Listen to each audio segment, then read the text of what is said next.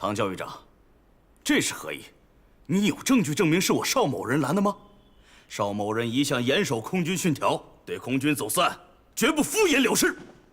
邵副主任，你的香港户头每个月进账3两黄金，这些钱是方副队长给你的吧？唐时珍呢？你是疯狗，连我也敢咬。坐下，别着急啊。飞机一响，黄金万两。你我都是在生死线上混的人，你记住了。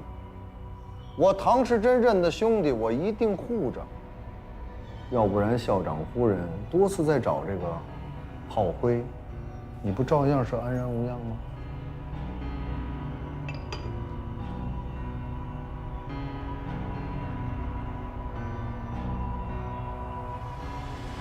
白主办，一会儿该怎么站队，你应该很清楚。中央对滇军的态度，我会亲自出面，放100个心。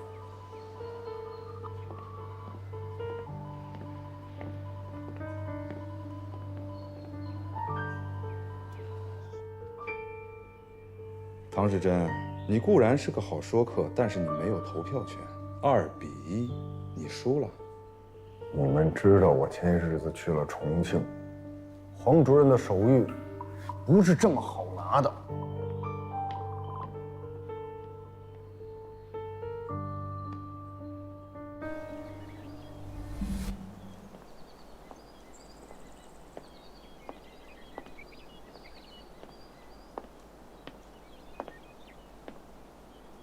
念乔，你不用太担心。此次张队长担下了全部的责任，就算会审庭会做出什么不利的宣判，也终将发回重庆终审。你放心，我父亲很赏识韩光中队，他不会停职任职的。李政委，谢谢你。你不用谢我。这次我不只是为了救你。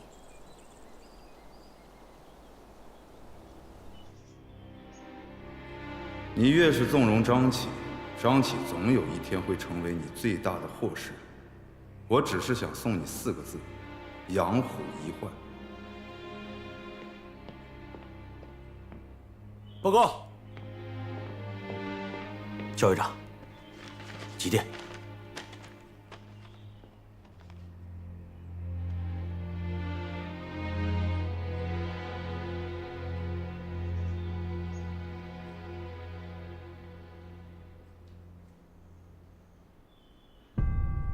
昨日，日本海军向美国海军太平洋舰队发动突然袭击。今日，美国、英国正式向日本宣战布告。日本军阀素以征服亚洲并独霸太平洋为其国策。数年以来，中国不顾一切牺牲，继续抗战。兹特正式对日宣战，昭告中外，所有一切条约、协定、合同，有涉及中日间之关系者，一切作废。今天才宣战，那这10年的仗不是打得不明不白的呀？现在终于算是宣战了。如果没有美利坚、英吉利的宣战，是不是咱们这个政府就不敢对日本宣战呀？哎，这美利坚也宣战，对张启那个案子，会不会有些影响啊？哎，曾兄，你去哪儿啊？我去飞机炸不着我的地方。哎，你又跑啊？跑什么跑？我这是转移。好好好，你转移吧。哎，你小心点儿。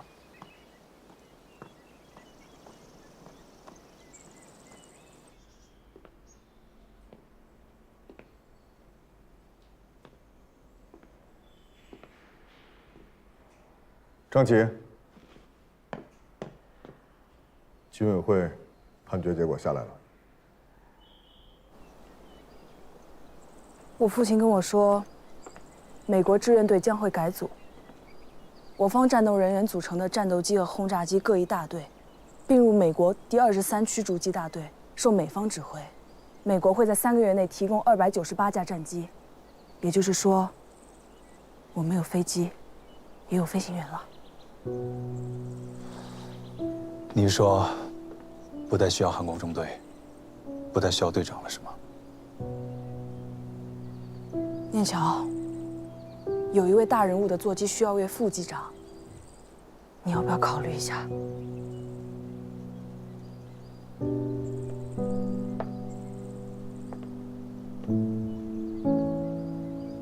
查展边独立中队韩光中队长张启，虽屡有破敌，建有军功，但个性狂妄乖张，军律不整，且同情共党，立场不稳，不适合继续留在空中作战部队。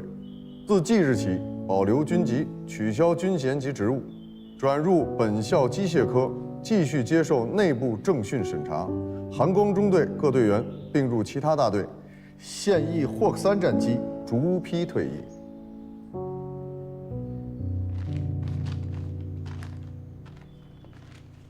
我会马上调离你离开昆明，远离陆子瑜。我告诉你一句话：他查你，你就查他。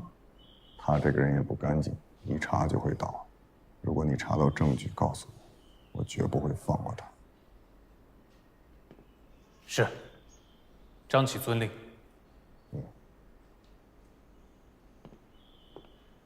教育长，张启追随教育长7载，下次见不知道什么时候了。我走了，教育长，保重。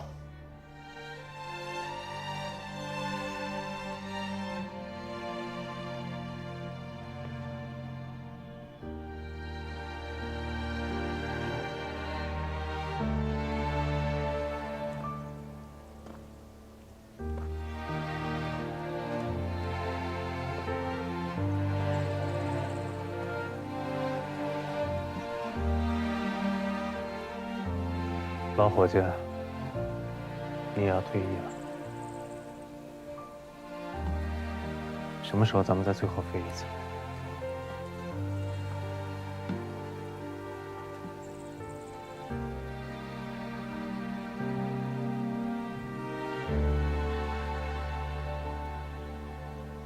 对不起啊，总让你替我担心。别那么说。这不是你的错。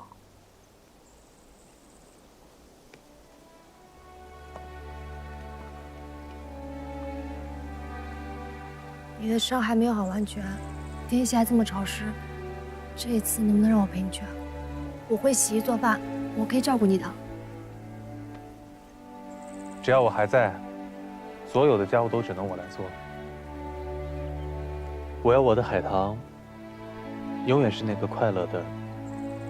会发自由宣言的小姑娘。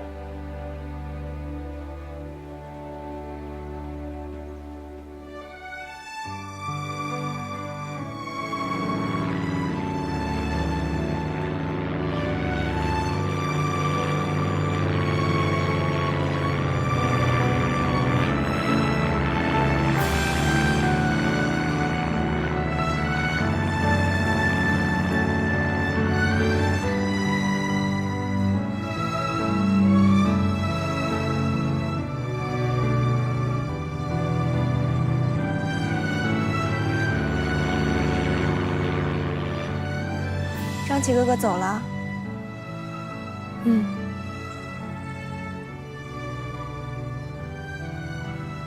爱上飞鹰的人，注定要习惯分别。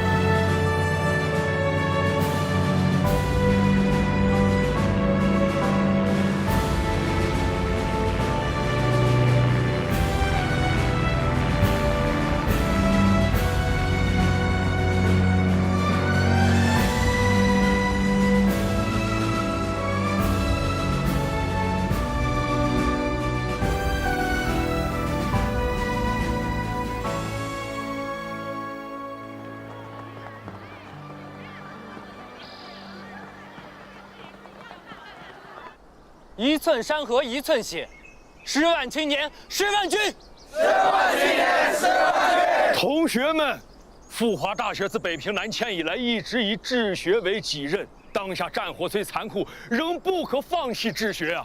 以此才能实现战后民族复兴之大任。重庆政府不可以眼前战事令学生成为炮灰，如此做法，可曾考虑国家之未来？这次鼓励学生参军是校方自己提出来，那仗都打成这样，他们要是不上战场，那这个国家就没有未来了。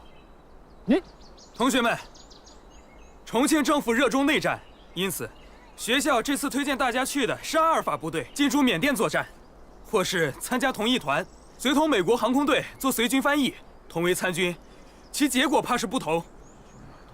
同学们，大家一定要考虑清楚，你们还年轻，你们现在的任务是读书，当以学业为重啊！好了，只要是打侵略者，我就去。你，老师，我报名，我也报名。冷静，我姓李。同学们要冷静啊！同学们，大荣啊，你可得想好了，你都这岁数了，去参加青年军。师兄，我都不嫌你岁数大，你还嫌我年纪老？有没有说嫌你年纪大？我只是说呀，你这个想法过于鲁莽了。师兄，你怎么跟重庆政府一样，鼓气不足，泄气有余啊？我们一路打败仗，依我看，就是因为政府腐败，部队不堪一击。现在盟国的先进武器我们也有了，我坚信，只要像我一样，更多的知识分子投入到前线的战斗中去，我们的部队就有可能发生改变，我们的战况就有可能发生改变啊！我都知道。可是，你的专长是在教书啊，它不在打仗，对不对？你要不要再想想？的确，我是个教书匠，但我必须为保卫祖国尽一份力。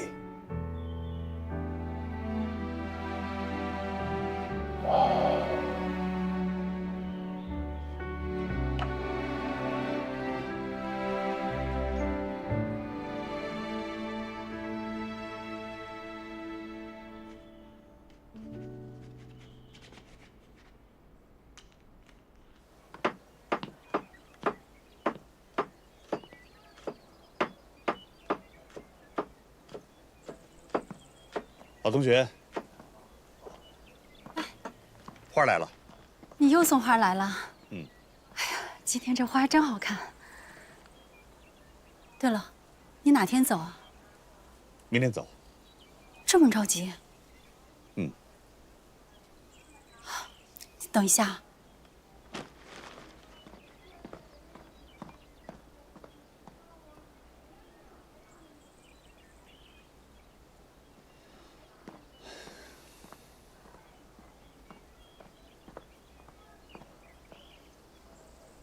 上次看你那只钢笔漏水，给你准备了一只。太好了，我正说要去买只新的呢，谢谢。老陈，以前每周都是你给我送花，明天你要上战场了，这束花送给你。谢谢。今日一别，也不知道什么时候才能再见。战场上，你多保重。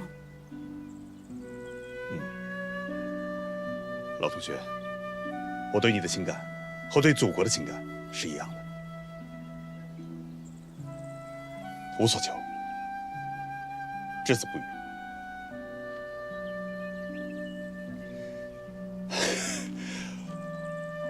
我给你敬个礼吧。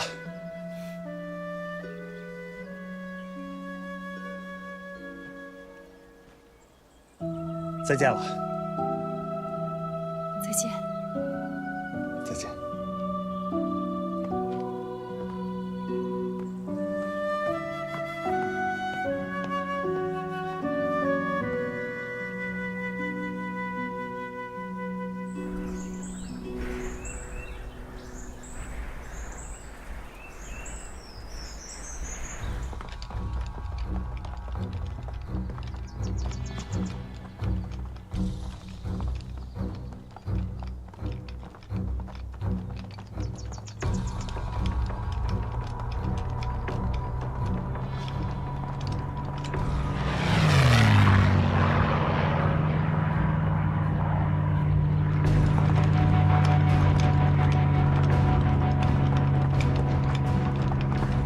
有敌机，快隐蔽！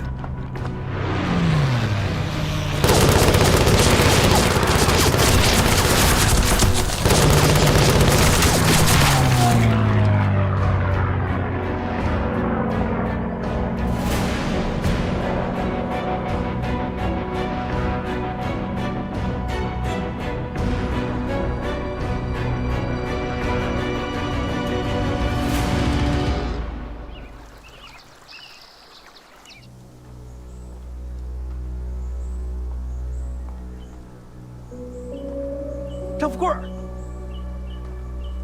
张富贵儿，李进，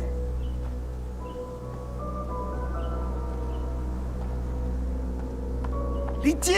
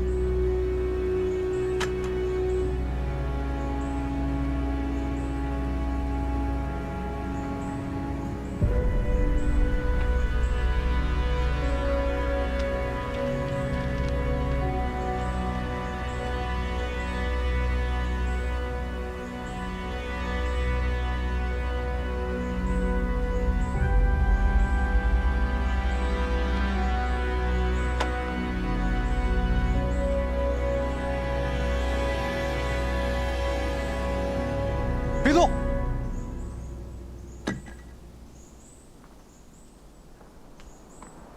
别动！哎，张启，太好了！哎，我那儿有一个笔记本，你帮我带给康先生啊！千万别动，尼采索法累了。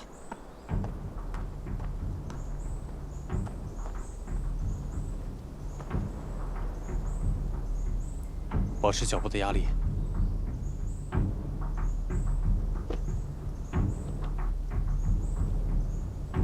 我让你动，你立刻把脚从鞋子里抽出来。那怎么行？你怎么办呀？这个压力变了会炸的。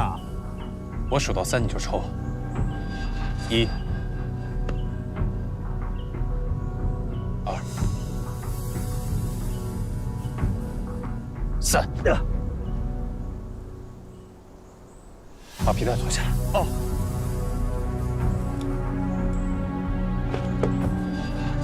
皮带。用刀把地雷旁边土给掏出来。好。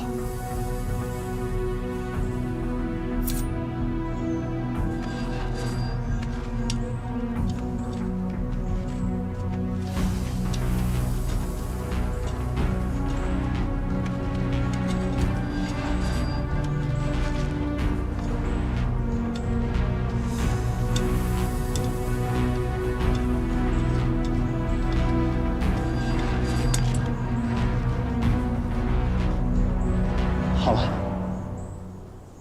现在，我需要你用皮带缓慢地穿过地雷，一定要慢。哦。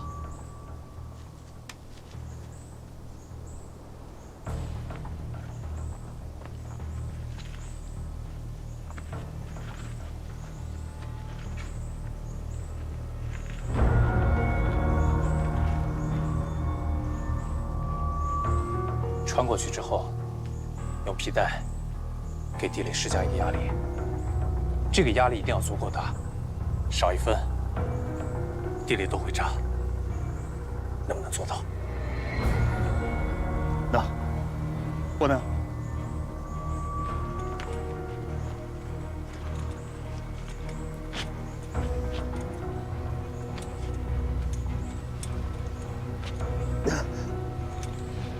张启，我好了，你下命令吧。我数到3，我们一起放手。好，好。1、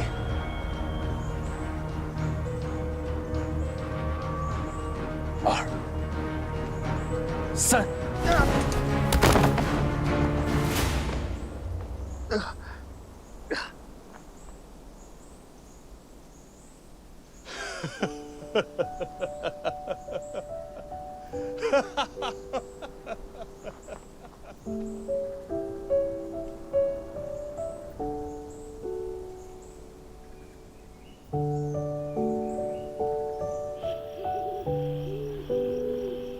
张琪，没想到你这个飞行员还懂拆地雷啊！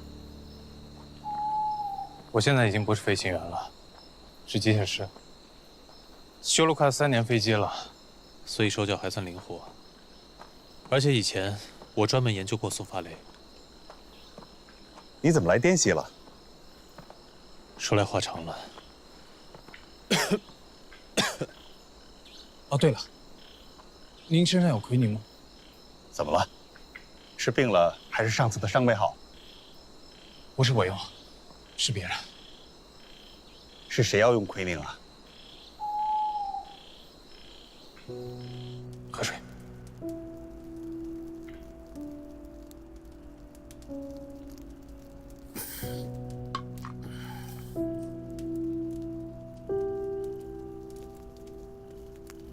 父亲，父亲，这是疟疾吧？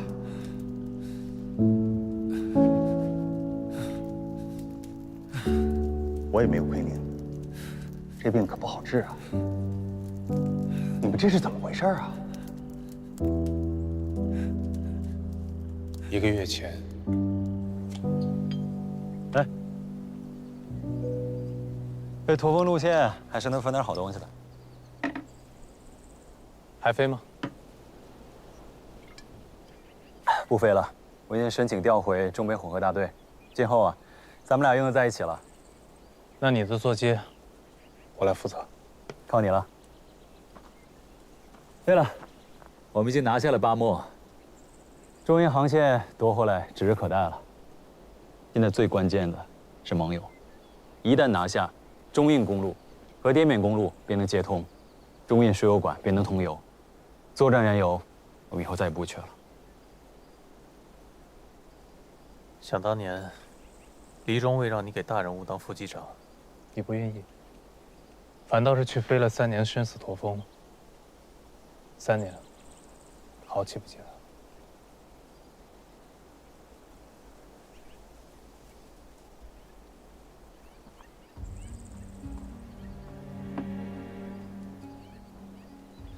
左上已经批准建立空军军官学校，中共临时地下党支部。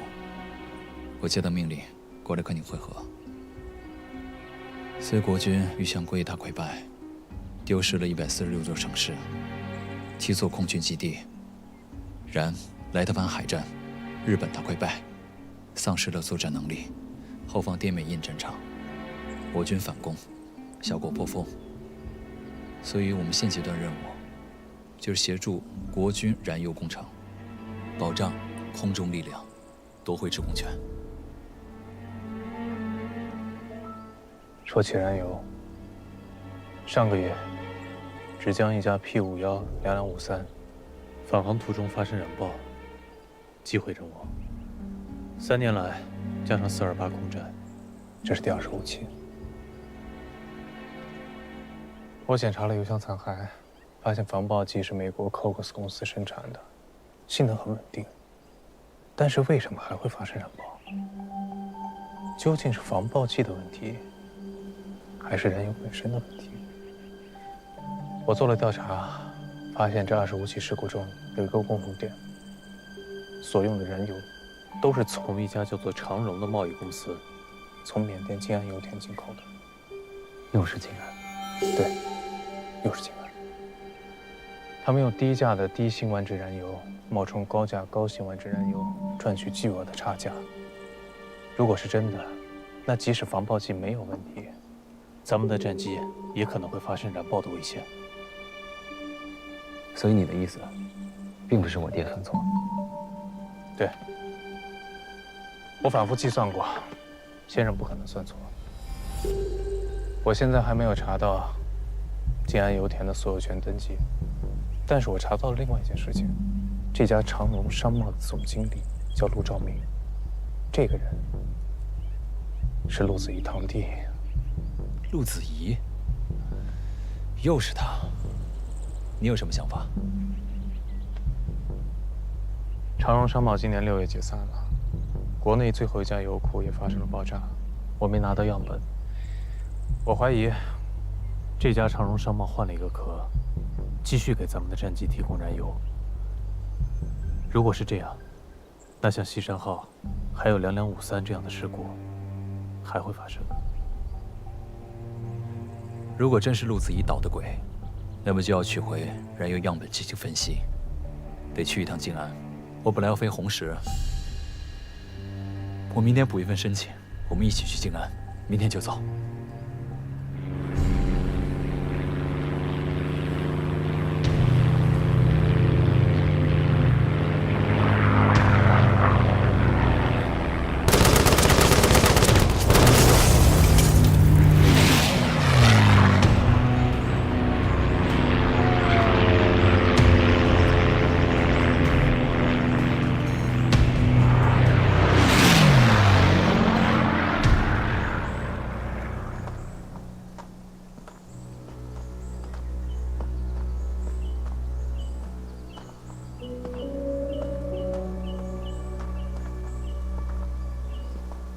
我们坠机前是在野芒山头顶。百里野芒山，千里乱坟岗。此场这么混乱，果然名不虚传。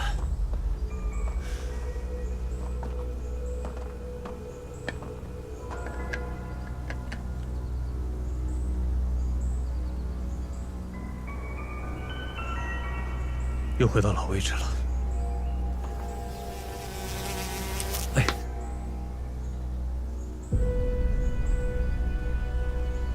这蚊子比 P40够大。走了。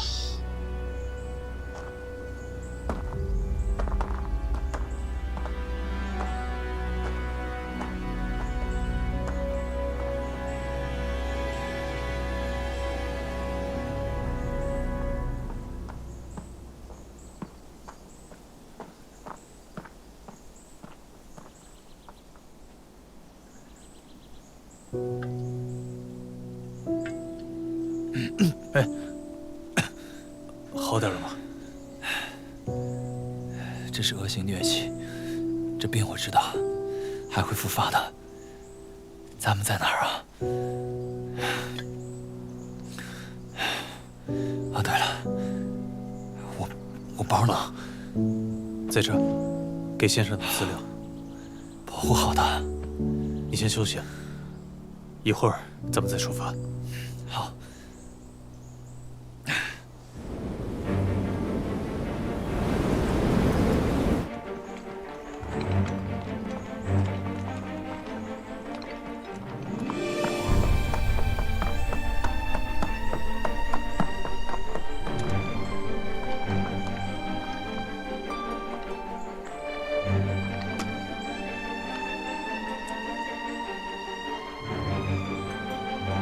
宋年教、中国の操縦士。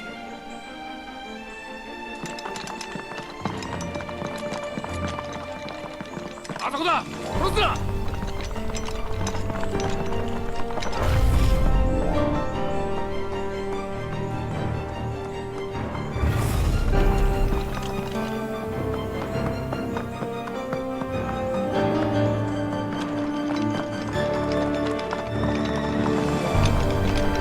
向こう探せ。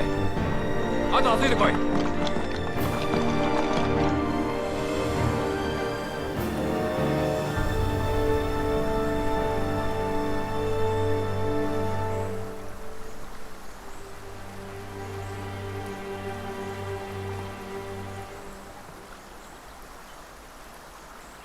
队长，我枪里应该还有一颗子弹，把它给我。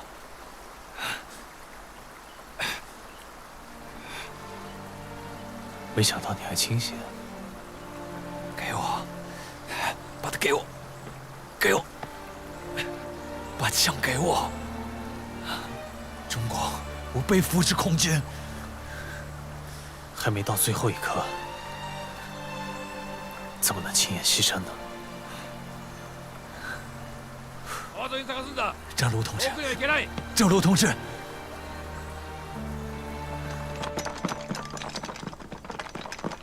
过来，走。张卢同志，我们不能都死在这儿。我现在以空军军官学校中共临时地下党支部书记的名义命令你，马上带着资料离开，啊！不合理的命令，我什么时候听过？队长，队长，队长，那这样，我们有纪念币，你要是输了，马上离开，行吗？啊！要是不走的话，我立刻开枪。大哥，老规矩，我们都是军人，愿赌服输。好，我跟你赌一把。好。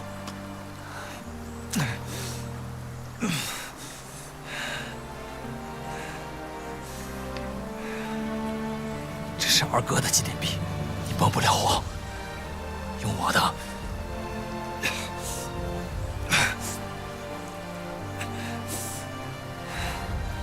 今天白日，航空救国，选一个。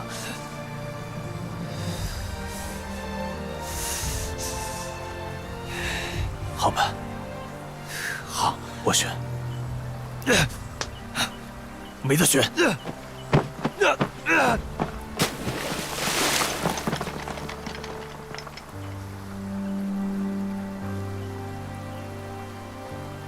川添探せ。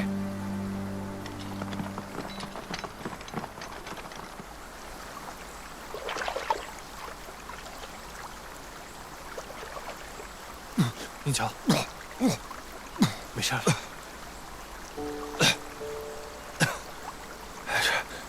死不了，队长。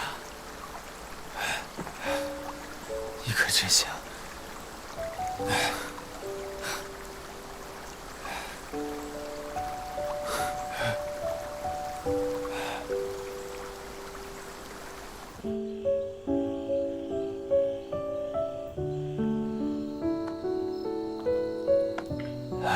队长，把我放下来。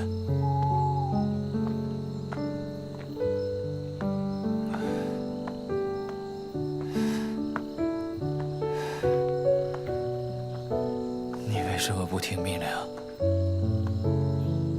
我这辈子最大的遗憾，就是没能把二哥活着带回去。你觉得二哥现在能看见咱们吗？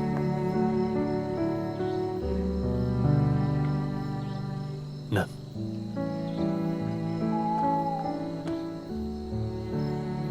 我还没问你呢。后来你是怎么回前营的？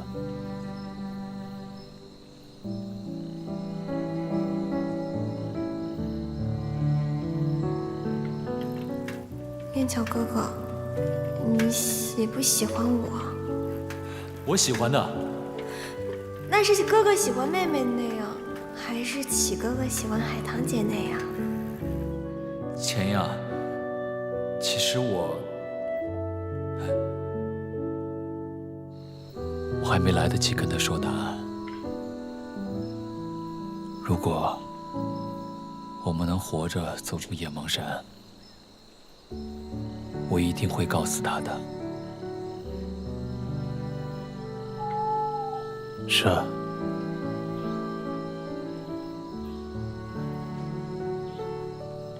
如果能活着回去，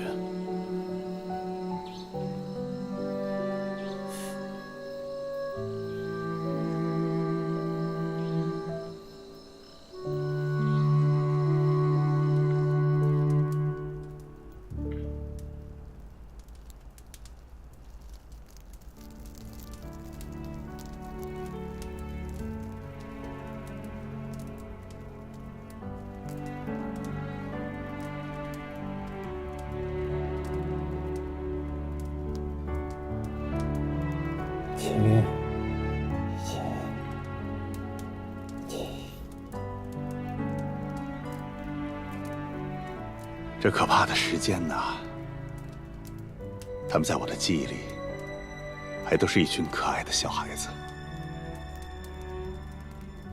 真希望战争早点过去，在阴暗的树下，在急流的水边，逝去的6月和7月，在无人的山间，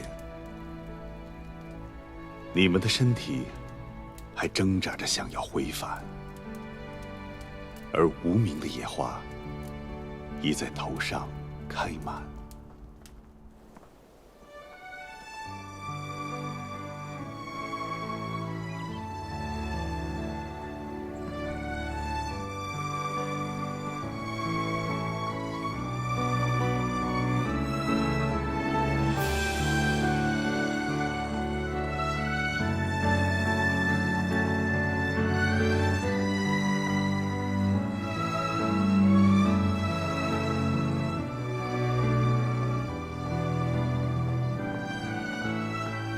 那刻骨的饥饿，那山洪的冲击，那毒虫的啮咬和痛楚的夜晚，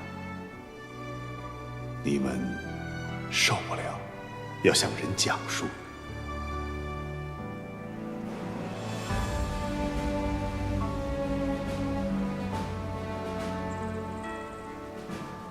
如今，却是新兴的林木，把一切遗忘。过去的是你们对死的抗争，你们死去，为了要活的人们生存。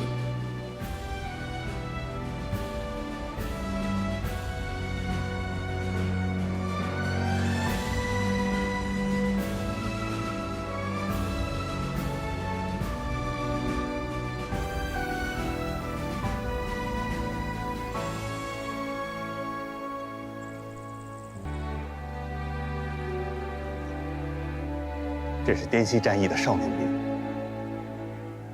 仅嵩山一役就死了7000人，最小的才9岁。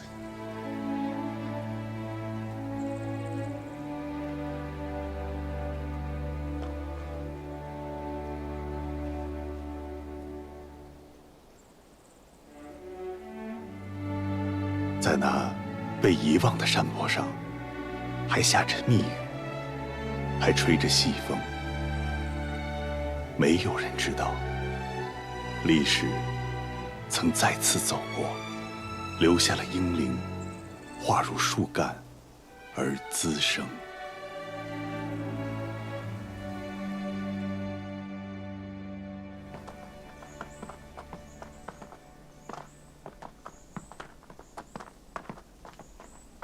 这么烫啊！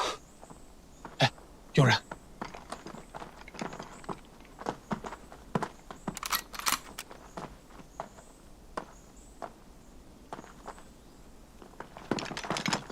前辈，我们是第30师88团的，对面是哪个部队的？芷江空军基地。空军基地。自己人，走。新38师一员训练团的。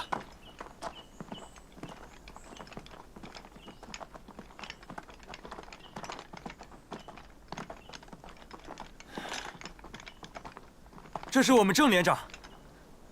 怎么，见到长官都不敬礼了吗？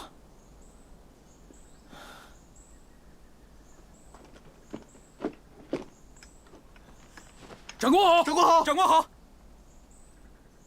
哎，你们团不是在攻打芒友吗？怎么样，打下来了吗？你看我们的样子，像是打下来了吗？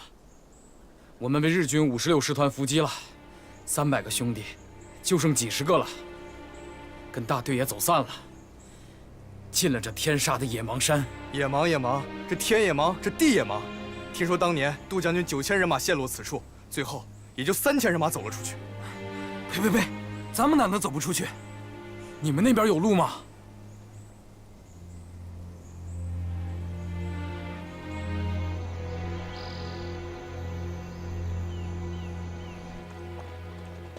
你说，日军还在往草堂方向打。虽然阵地战推进得很慢，可是，一旦草堂失守，日军56师团就会从红石方向增援芒友。那个时候，咱们就变成腹背受敌了。小日本都清楚得很，芒友一失，他们在滇西就彻底完蛋，肯定拼着命去防守。咱们想要拿下这芒友，指不定要拿多少条命去换。所以，必须切断到芒友的公路，让日军无法增援。你修飞机的怎么会想这么多？那你想想，咱们怎么从这野芒山走出去吧？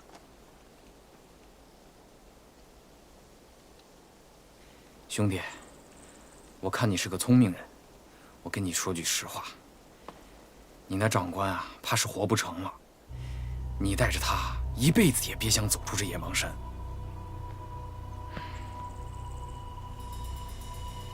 都有了，原地休息。歇会儿，慢点，慢点，慢点。你还好吧？我帮你打点水降温。小心点。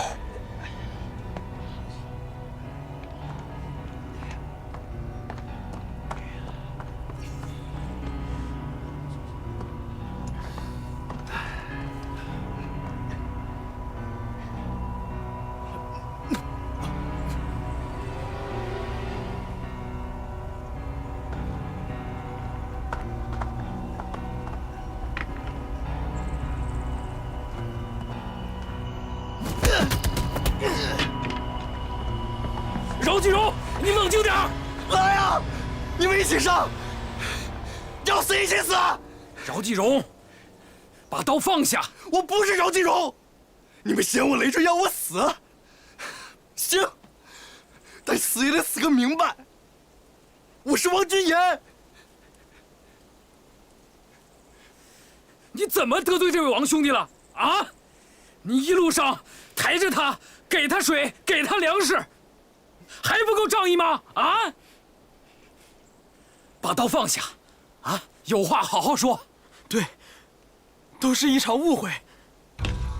来呀，鱼子偷跑啊！那就一起死！等一下，你们三个有多远滚多远！他们都是你战友，一路上抬了你走了这么远，你现在要他们死？请问问他们，问他想干什么？如果不是刚好我醒过来，这里已经吃了一枪了，你怎么不让他们打我这里啊？啊，是不敢看我的眼睛吗？他是从嵩山战役下来的，那场打得惨，他脑子坏了。他们想打我这儿，以后别人看见我的尸首会怎么想？逃兵！我是一个忘记爹娘姓什么的逃兵！你们不管是吧？那就一起死！等一等，富华中文系3-1级，王君言。我是陈老师，我是陈代荣，我教过你，你记不记得？《红楼梦》里的哲学与现实，你记不记得呀？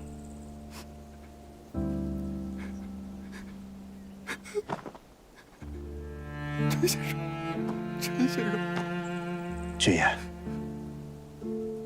把手榴弹收起来吧。有什么委屈，跟老师说，好吗？啊，陈先生，你跟他们两个赶快走吧，我也不想活了。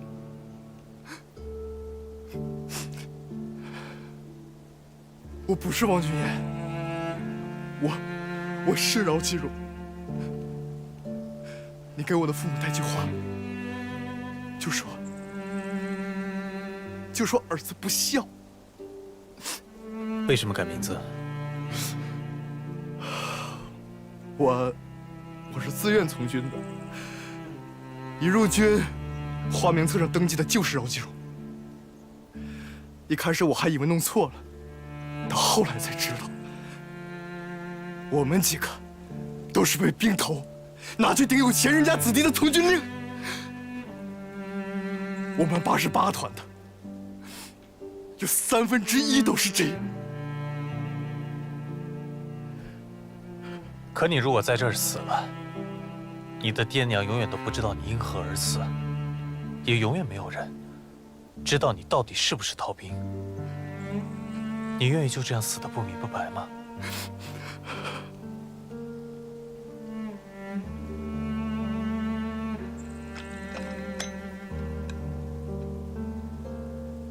你把他交给我，我带他走，咱们相安无事。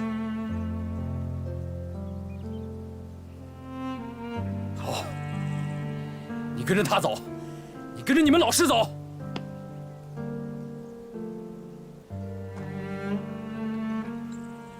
富华物理系17级，张琪。我是富华大学中文系19级，曾念桥。他们都是你的学长，相信了吧？啊！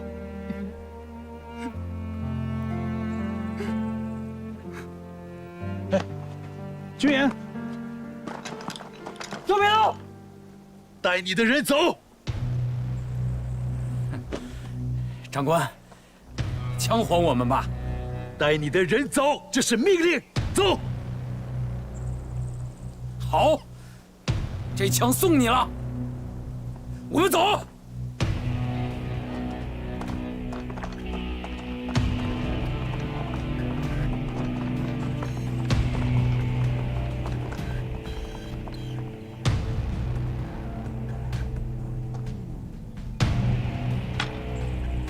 哎，念桥，念桥，念桥。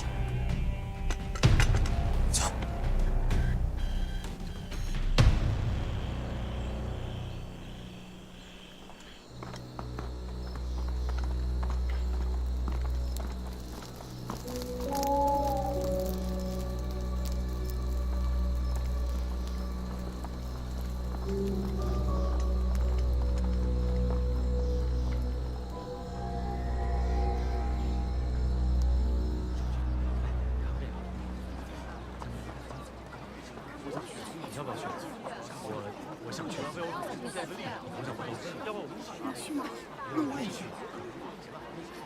哎，现在啊，这青年军满城招兵，你知道这3个月，咱们学校从军的学生就有几百个，还有教授也报名了。你是富华大学国学院的院长，你对这事情怎么看？哎，当下这个时局，谁能独善其身啊？学生们从军，保家卫国，责无旁贷吧。是，话虽这么讲，但是这些孩子都还年轻啊，也都是咱们的学生，我看在眼里面都觉着心疼。谁不心疼？梁伯伯，梁伯伯，哎呦，姨夫，梁伯伯，我到处在找您呢。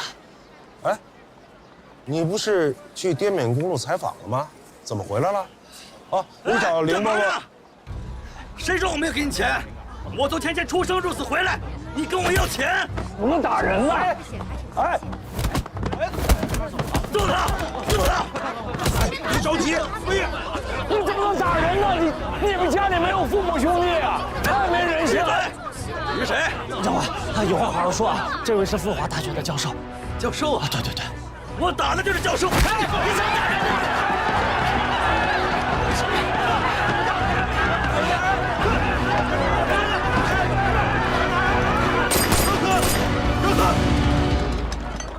都让开！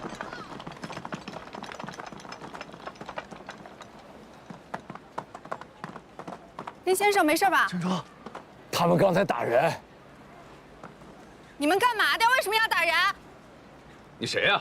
这位是白路班的女儿，让你们的人赶紧滚蛋，快点！赶紧走！快走，快走！哎啊！他们怎么能随便打人呢？白小姐，这是哪个部队的呀？太混蛋了！林先生，你没事吧？老林，你怎么样？蓝山，就是头有点晕，赶紧带老林去医院。你看看这血流的，快去快去！你没事吧？我没事，我没事。哎，还有哪个学生受伤了？赶紧去！快去！赶紧去！赶紧去医院！你们护送林先生一块去。去看看去。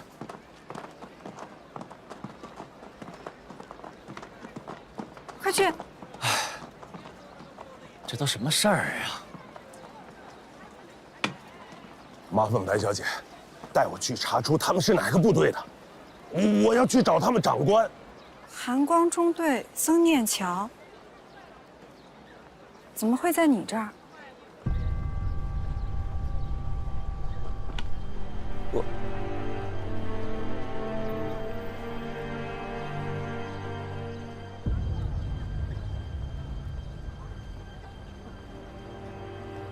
事情我都知道了，啊，你受苦了。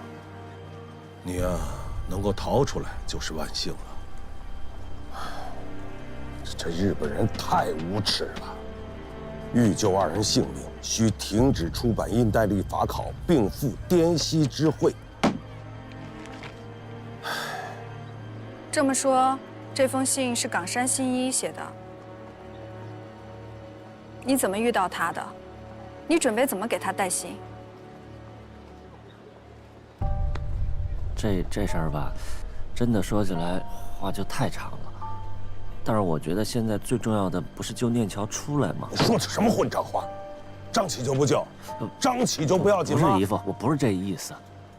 你妹妹海棠怎么办呀？啊，这张启一走3年没消息，这，哎，洪恩，现在张启、曾念桥在日本人手里，为什么放你出来？我哪知道呀？我要知道不就好了吗？不是，姨父，您说说看，现在应该怎么办呀？我怎么知道该怎么办？你等等，你说，日本人抓了你，又把你放了，然后来送这个信儿。这封信是他们让你送给林教授的，对吧？他们的目标就是林教授，还有阻止印代历法考的出版。首先，我们绝对不能让林教授跟海棠知道这件事儿。还有，洪安，你带我去趟滇西，明天就走。啊，您去能解决什么问题啊？有用没用，先去了再说。办法一定会想出来的。我无论如何得先把这2个孩子救出来啊！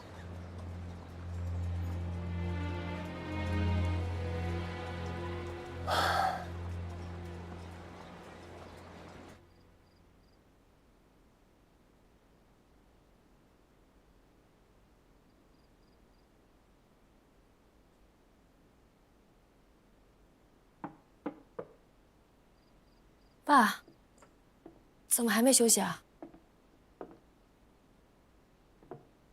怎么了？没事，爸爸来跟你聊聊天。坐。坐。喝茶吗？啊。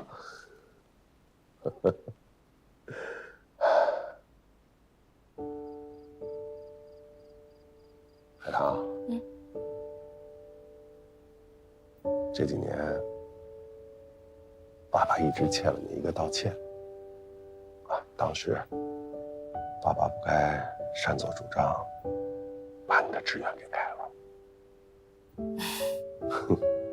虽然你后来还是选读了这个师范，爸爸心里非常的欣慰，但是，还是要跟你说，今后啊，千万不要因为要顺随谁的心愿，就委屈了自己的人生，啊！读师范是我进士之后的心愿，我想跟您一样，做一个一生傲骨、两袖清风的先生。所以您不用觉得我是为了谁而改的心愿，这是我的心愿。爸，你知道吗？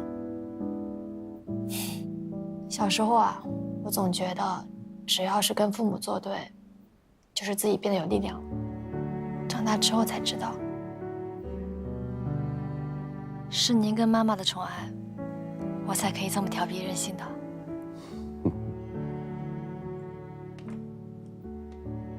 您跟妈妈是世界上最爱我、最疼我的人。哎呀，你的小海棠长大啦！哎呀，这时间过得太快了。爸爸说这些年话啊，特别不想让你们长大，还像小时候那样多好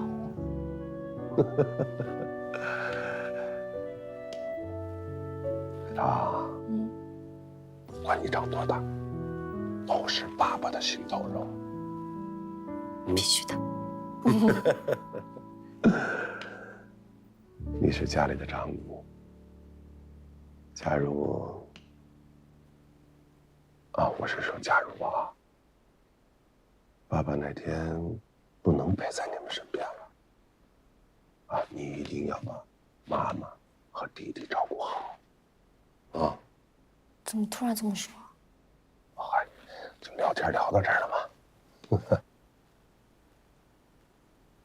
你妈呀，嫁给我30多年，把全部身心都给了这个家。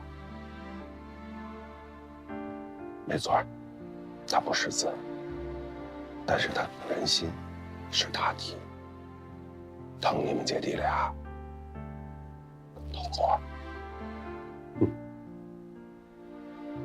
哎，好在啊，有他操持咱们这个家，我才能没有之忧的把一颗心投到浮华，投到学问上。其实爸爸这辈子呀，委屈你妈妈了。爸，您一定有事儿，到底怎么了？没事儿。要说有事儿啊，就是爸爸老了，爱叨叨。哦，对了，明天啊，爸爸要出趟门，过几天就回来。啊，走了。啊，你记着啊，关照好你林伯伯，就他那脾气性格呀，今天上午跟一帮当兵的起了冲突，挨了一顿揍。我去看看他。呀，都几点了？早休息了。要看，明天去看他。啊。好吧。爸爸走了。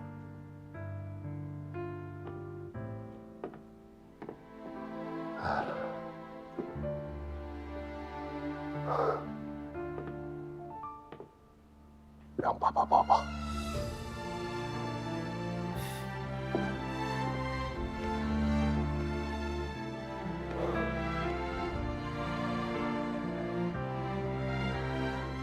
早点睡，晚安。爸，您到底怎么了？